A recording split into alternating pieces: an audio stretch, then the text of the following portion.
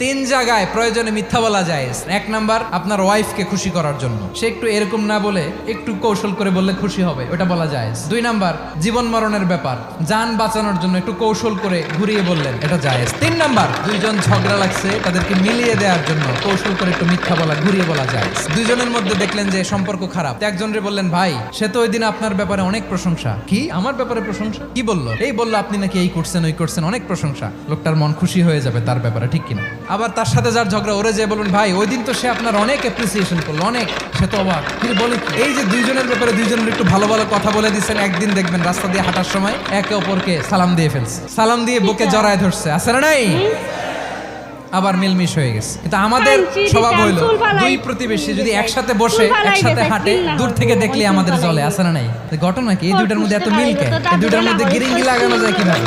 আল্লাহর কাছে তওবা করি, এই মানসিকতার জন্য আমরা মিলিয়ে দিই।